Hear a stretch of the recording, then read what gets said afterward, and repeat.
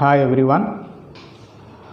Today we are going to see some more examples by way of exercises.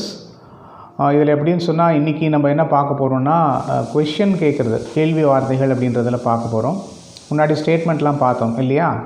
இப்போ வந்து question கேட்குறது எப்படி அப்படின்றத பார்க்க போகிறோம். கொஷினாக WH கொஷின் சொல்லுவோம். வாட் அப்படின்ற மாதிரி வரும், ஹவு அப்படின்ற மாதிரி வரும். ஸோ அதில் வந்து எப்படி வந்து ஒரு டைரக்ட் ஸ்பீச்லேருந்து இன்டைரக்ட் ஸ்பீச்சாக மாற்றுறது, அப்புறம் வந்து இன்டைரக்ட் ஸ்பீச்சுன்னு டைரக்ட் ஸ்பீச்சாக மாற்றுறது அப்படின்றத பார்க்கலாம். ஓகே, அதே மாதிரி எஸ்ஆர் நோ டைப் கொஷின்ஸ் இருக்குது.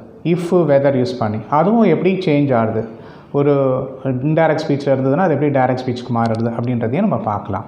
ஓகே, இப்போது report the following in indirect speech. இது வந்து டைரக்ட் ஸ்பீச்சில் இருக்குது, நீங்கள் இன்டைரக்ட் ஸ்பீச்சாக சேஞ்ச் பண்ண போகிறீங்க. He said to her, what do you want? Tense கவனிங்க. He said to her, past tense. Okay, that is reporting verb is in past tense. What do you want? Reporting verb is in present tense. என்னவா change ஆகும்? What do you want? present tense, past tense change ஆகும் இல்லையா? எப்படி சொல்லலாம்? He said to her அப்படின்னா he asked-ன்னு போட்டுக்கலாம். He asked her what அப்படின்றது அப்படியே இருக்கும். what அப்படின்றது he said to her what do you அப்படின்றது வந்து யாரை சொல்கிறான்? said to herன்னு வருது. herன்னா அவள் அப்படின்னு வருது. அப்போது அவள் அப்படின்ற வந்து ஃபெமினைன், அப்போ யூன்றது ஃபெமினைன். அப்போ யூன்றது என்னவா மாறும்னா ஷீன்னு மாறும். புரிஞ்சுதுங்களா? he said to her, her அப்படின்றது ஃபெமினைன்னு புரிஞ்சு போச்சு. வாட் டு யூ வாண்ட்னு கேட்கும்போது அந்த her அப்படின்றத ரெப்ரசன்ட் பண்ணுறதுனால அவங்க ஷீன்னு மாறுவாங்கன்றதை புரிஞ்சுக்கோங்க. எப்படி வரும்னா he asked her what she wanted. what do you want? what she wanted. Simple past tenseல சேஞ்ச் ஆகிருக்கு. he asked her, அவன் வந்து அவகிட்ட கேட்குறான், are you coming home with me? இப்போது இங்கே ரெண்டுமே வந்து he asked her, அவளை கேட்கிறான். என்ன கேட்குறான்னா are you coming home with me? நீ என்னுடன் வீட்டிற்கு வருகிறாயா அப்படின்னு சொல்லிட்டு அவன் அவளிடம் கேட்கிறான். எப்படி சொல்லலாம்? he asked her whether. இப்போ வந்து இது கேள்வி எப்படின்ற are you அப்படின்னாலே என்ன அர்த்தம்? coming with me. Yes or no type question கண்டுபிடிச்சிட்டிங்க. அப்போது வெதர்னு வரும், இல்லைன்னா இஃப்னு வரும். So he asked her whether she was going home with him. she was going home with him. he asked her whether she was going home with him அப்படின்ற மாதிரி. அதாவது அவன் அவளிடம் கேட்டான். என்ன கேட்டான்னா whether she was going home with him, நீ அவளுடன் செல்கிறாயா என்று கேட்டான் அப்படின்ற மாதிரி வரும். இப்போது நம்ம இங்கேருந்து ஃபர்ஸ்ட் பர்சன் ஹீன்னு இருக்காங்க, ஹர்ன்னு இருக்காங்க, அவங்களுக்குள்ளே பேசிக்கிறாங்க. இப்போ நம்ம எப்படி பேசுவோன்னா he asked her whether, இங்கே என்ன வரும்? she, இந்த யூன்னு இருக்கு இல்லையா? யூ வந்து ஷீயாக வரும். whether she was going home with him, அதாவது அவனுடன் செல்கிறாளா என்று அவன் கேட்டான் அப்படின்ற மாதிரி வரும். ஓகே, நெக்ஸ்ட்டு கொஞ்சம் ஒரு கன்ஃபியூஷன் இருக்கக்கூடிய சென்டென்ஸ் தான். 2-3 வாட்டி திருப்பி பாருங்கள், உங்களுக்கு புரிஞ்சிடும். I said to him, how is your father? I said to him, how is your father? இங்கே வந்து என்னோட இன்டர்வென்ஷன் இருக்குது, நான் இருக்கேன். ஓகேயா? அப்படின்னா எப்படி வருதுன்னு பாருங்கள். I said to him, how is your father? எப்படி வருது? I asked him how his father was, or how was his father. I asked him how his father was, or how was his father அப்படின்ற மாதிரி சொல்ல முடியும். ஏன்னா இங்கே வந்து how அப்படின்ற வந்து question word. So question word அப்படியே வரும். எப்போ வந்து இஃப் வெதர் யூஸ் பண்ணுவோம் அப்படின்னு சொன்னாக்க அந்த இடத்துல வந்து எஸ் நோன்னு சொன்னால் தான். ஹவ் இஸ் யுவர் ஃபாதர்னா எஸ் நோன்னு சொல்ல முடியாது இல்லையா? You have to give a detailed reply to that. அப்போ ஹவுன்றது அப்படியே வரும். How his father was or how was his father அப்படின்னு சொல்ல முடியும். Okay, don't you know the way home? உனக்கு வீட்டுக்கு வழி தெரியாதா அப்படின்னு இருக்கு ஸ்டார்டிங்லே. Asked, I asked. Okay, don't you know the வீட்டுக்கு உனக்கு வழி தெரியாதா அப்படின்னு நான் கேட்டேன் don't you know the way for home for my home அப்படின்ற மாதிரி கேட்டேன். Don't you know the way home அப்படின்னே வச்சுக்கோமே. Don't you know the way home, வீட்டுக்கு வழி தெரியாதா அப்படின்னு கேட்குறோம். யார் கேட்க ஐ ஆஸ்ட்னு சொல்கிறோம். எப்படி சொல்லலாம் அப்படின்னு சொன்னால், இப்போது டோன்ட் யூ அப்படின்னு வருது. ஐ ஆஸ்ட் வந்து இங்கே ரிப்போர்ட்டிங் வேர்பு, அது பாஸ்ட் டென்ஸில் வந்திருக்கு. டோன்ட் இது ப்ரெசன்ட் டென்ஸ் நெகட்டிவில் இருக்குது, அவ்வளோதான், வேறு ஒன்றும் கிடையாது. அப்போது டிண்ட் அப்படின்றது வரும். நல்லா ஞாபகம் வச்சுக்கோங்க. ஓகே, எப்படின்னா ஐ ஆஸ்ட் வெதர், அது வந்து ஷீயாக இருக்கலாம், தேயாக இருக்கலாம். Whether she tint no the way home, whether they tint no the way home. I asked whether she tint no the way home, I asked whether they tint no the way home அப்படின்னு சொல்ல முடியும். அடுத்தது, who are you sir and what you want? தே கிரைடு, சத்தம் போடுறாங்க. யார் sir நீங்கள், யார் நீங்கள், உங்களுக்கு என்ன வேணும் அப்படின்னு சொல்லி கேட்குறாங்க. ஸோ ஹூ ஆர் யூ அப்படின்னு இருக்கு. ஹூ ஆர் யூன்றது simple present tense. What you want அப்படின்றதும் simple present tense. They cried, they வந்து குவாரல்டு எதோ ஒன்றாலும் வச்சுக்கலாம். ஓகேயா, தே ஆஸ்ட்னு வச்சுப்போம் இங்கே. ஓகேயா, தே asked who he was and what he wanted. They asked who he was and what he wanted.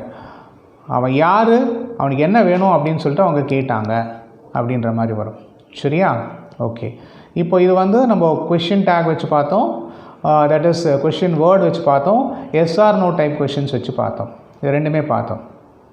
இப்போது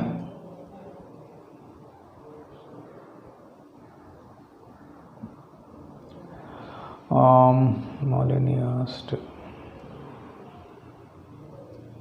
Okay, some more sentences. I asked Malini, இது வந்து எப்படின்னு சொன்னாக்க வந்து it is an indirect speech which we need to convert the same into direct speech.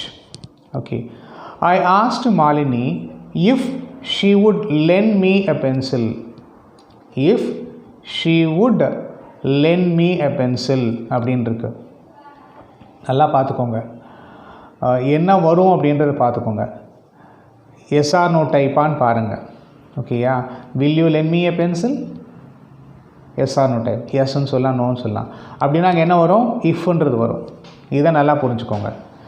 I asked Malini if she would lend me a pencil. இஃப்னு வந்துடுது, she வுட்னு வந்துடுது. Would என்னவா மாறும், வில்லா மாறும். இஃப்ன்றதை தூக்கி போட்டுருவோம். எப்படி வருதுன்னு பாருங்கள். I said to Malini, will you lend me a pencil? It's very simple.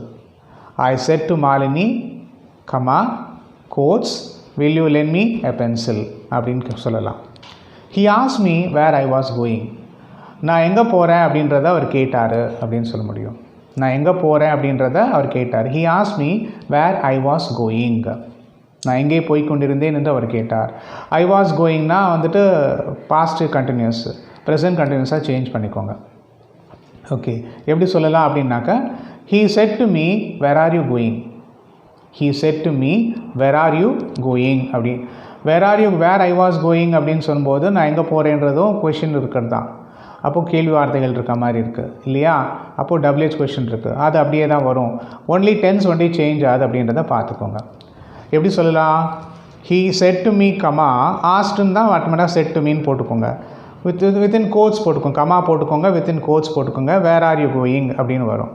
He asked me where I was going அப்படின்றத வந்ததுன்னா he said to me where are you going அப்படின்னு வரும். He asked me what I wanted. எனக்கு என்ன வேணும்னு அவர் கேட்டார். He asked me what I wanted. Okay, he asked me what I wanted எப்படி மாற்றலாம், ஹீ செட் டு மீ. இப்போ வந்து நல்லா ஞாபகம், he asked me reporting verb, simple past tense. what I wanted இங்கே reported verb, இங்கேயும் simple past tense இருக்குது. எப்படி மாறும், simple presentல மாறும். இப்போ வாண்டட்னா வாண்ட்டுன்னு வரும். சப்ஜெக்ட்டுக்கு தகுந்த மாதிரி வாண்டா வான்ஸான்னு பார்த்துக்கலாம். ஓகேயா, இப்போ வந்து இங்கே எப்படி வருதுன்னாக்க, he said to me what do you want, உனக்கு என்ன வேணும் அப்படின்னு சொல்லி கேட்டார். he asked me what I wanted. he said to me what do you want. ஓகேயா, எனக்கு என்ன வேணும்னு அவர் கேட்டார் அப்படின்னு சொல்கிறோம். He asked me if I had anything to say. This is an indirect. he asked me if I had anything to say அப்படின்னு சொல்லிட்டு I had anything to say அப்படின்னு இருக்கு. அப்போது ஐ ப்ரெசன்ட் கண்டினியூஸாக இந்த ப்ரெசன்ட் பர்ஃபெக்டில் மாற்றலாம். எப்படி மாற்றோம்னா I have anything to say அப்படின்ற மாதிரி சேஞ்ச் பண்ணிக்கலாம். he said to me okay he said to me have you anything to say, have you got anything to say, have you anything to say or have you got anything to say அப்படின்னு சொல்ல முடியும். எப்படி சொல்லலாம்? he asked me if I had anything to say. he said to me if that is he said to me have you got anything to say or have you anything to say அப்படின்ற மாதிரி. அதுக்கு அடுத்தது Haran asked Ramesh. Haran ஒருத்தர் இருக்கார். அவர் ரமேஷ்கிட்ட கேட்குறாரு if he had read the letter, read இப்போ if he had read past perfectல இருக்குது இல்லையா? இது சிம்பிள் பாஸ்ட் டென்ஸில் மாற்றுங்க, இல்லைனா ப்ரெசன்ட் பர்ஃபெக்ட்டுன்னு மாற்றுங்க. if he had read the letter, I have read வந்துட்டு I read the letter அப்படின்னு வரும். ஓகே, எப்படி வந்திருக்குன்னு பார்க்கலாம். Haran said to Ramesh, have you read the letter? Haran said to Ramesh, have you read the letter? Okay.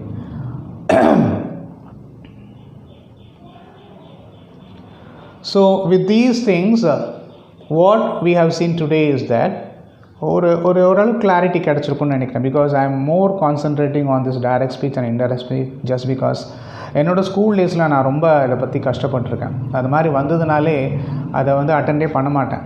ஒரு 5 mark 10 mark போயிடும். கண்ணுக்கு நேரியே ஒரு 10 மார்க் போடுதுன்னா எவ்வளோ கொடுமையான விஷயம். ஏன்னா அதை அந்த சமயத்தில் சொல்லி கொடுத்தாங்க, எனக்கு புரியலையா என்னன்னு சொல்லி தெரியல, நான் கவனம் செலுத்தலை. பட் இப்போது அதே மாதிரி ஆகக்கூடாது அப்படின்றதுனால இது எந்த அளவுக்கு பெட்டராக சொல்ல முடியுமோ அந்த அளவுக்கு பெட்டராக சொல்லலாம் அப்படின்னு நான் சொல்லியிருக்கேன். இப்போ இதில் நீங்கள் ஃபர்தராக நிறைய புக்ஸ் ரெஃபர் பண்ணி பார்க்கலாம். இதுலேருந்து இன்னும் கொஞ்சம் அட்வான்ஸ்டு போகிறதுக்கும் உங்களுக்கு வாய்ப்புகள் இருக்குது. நான் சொல்லிக் கொடுக்குறது ஒரு பேசிக் ஸ்ட்ரக்சர்ஸ் என்னன்றதை சொல்லிக் கொடுத்துருக்கேன். இந்த பேசிக் ஸ்ட்ரக்சர்ஸ் வச்சு நீங்கள் ட்ரை டு கோ ஃபர்தர். அதாவது நிஜமாகவே நீங்கள் அடுத்த டோஃபல்லாம் எழுதணும்னு வச்சுக்கோங்க. Test of English as foreign லாங்குவேஜ்னு சொல்லுவோம் டோஃபலுக்கு. ஸோ அந்த மாதிரிலாம் எழுதணும் அப்படின்னு சொன்னால் கண்டிப்பாக அது பேஸ் தேவை. பேஸ் தெரியாமல் டைரெக்டாக நீங்கள் அதை போய் படிச்சிங்கன்னா உங்களுக்கு ஒன்றுமே புரியாது. So you have this as a base. எல்லாமே சொல்லியிருக்க விஷயங்கள் எல்லாமே ஒரு பேசிக்கான ஒரு ஸ்ட்ரக்சர் சொல்லியிருக்கேன். அதை பேஸாக பிடிச்சிக்கிட்டு நீங்கள் அடுத்ததுக்கு போகிறதுக்கு ட்ரை பண்ணுங்கள். ஓகே, மீண்டும் அடுத்த வகுப்பில் உங்கள் எல்லாரும் சந்திக்கிறேன். அது வரைக்கும் உங்கள்கிட்டேருந்து விடைபெறுவது வெங்கட். அனைத்து அம்சங்களுடன் ஆர்கே டாக்கீஸ்.